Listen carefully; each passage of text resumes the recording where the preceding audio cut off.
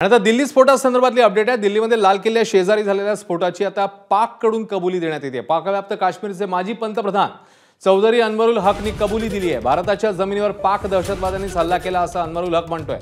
बलुचिस्तान मधील अशांतीसाठी भारतावर बिनबुडाचे आरोप करण्यात आले आणि लाल किल्ला परिसरातल्या हल्ल्यात पाकिस्तानचा हात असल्याची एक प्रकारे कबुलीच आता पीओकेच्या माजी पंतप्रधानांनी दिली आहे। याआधी देखील एप्रिल महिन्यात अनवरुल हकने भारतात रक्तपाताची धमकी दिलेली होती आणि आता पुन्हा एकदा दिल्लीच्या लाल किल्ल्या शेजारी झालेल्या स्फोटाची एक प्रकारे पाककडून कबुली पाहायला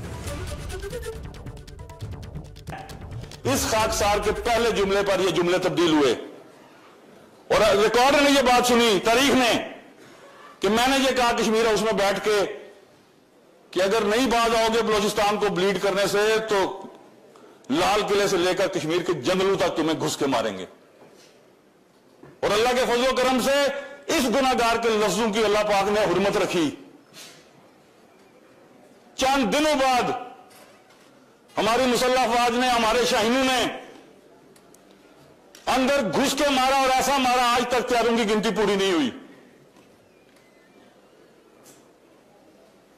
उसके बाद इस खाकसार के पहले जुमले पर ये जुमले तब्दील हुए और रिकॉर्डर ने ये बात सुनी, तारीख ने, कि मैंने ये कहा कश्मीर हाउस में बैठ के कि अगर नहीं बाज आओगे बलूचिस्तान को ब्लीड करने से तो लाल किले से लेकर कश्मीर के जंगलों तक तुम्हें घुस के मारेंगे।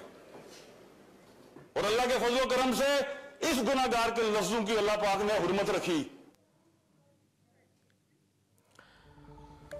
अजय धंजे आपले प्रतिनिधी आपल्यासोबत आहेत। अजय, दिल्लीतल्या स्फोटाची एक प्रकारे आता पाककडून स्पष्ट कबुली दिल्याचं समोर येत आहे। अजय, पाक ऑक्युपाइड काश्मीर जे आपलं भारताचं काश्मीर आहे ज्याच्यावर पाकिस्तानने कब्जा केलेला आहे, तिथल्या संसदेमध्ये अविश्वास प्रस्ताव ठराव आणण्यात आलेला होता। तिथल्या अनवरुल हक नावाच्या माजी पंतप्रधान विरोधात त्यावेळी जे भाषण झालं त्या भाषणामध्ये जे वक्तव्य केलं ते आपण पाहिलेलं आहे, ज्यामध्ये पाकिस्तानच्याच नेत्याने कबुली दिलेली आहे की भारतावर जो हल्ला झालेला आहे त्याच्यामध्ये पाकिस्तानचा हात आहे। त्यांनी शाहीन असा शब्द वापरलेला आहे। दहशतवाद्यांसाठी हा शाहीन शब्द वापरण्यात आलेला आपल्याला पाहायला मिळत आहे।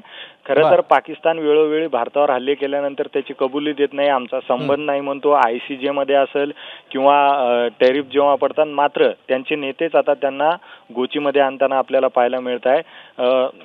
हे जे वक्तव्य आहे ते बलुचिस्तान संदर्भात करण्यात आलेलं आहे की बलुचिस्तानमध्ये जो रक्तपात होतोय त्याला भारताशी जोडून पाकिस्तान वेळोवेळी पाहत असतो।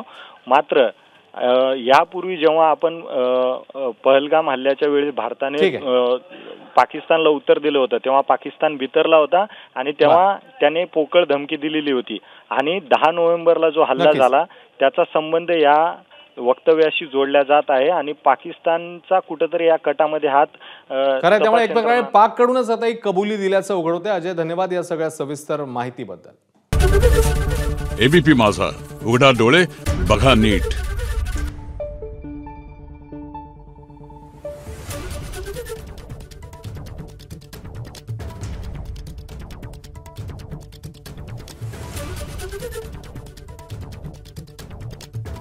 Thank you.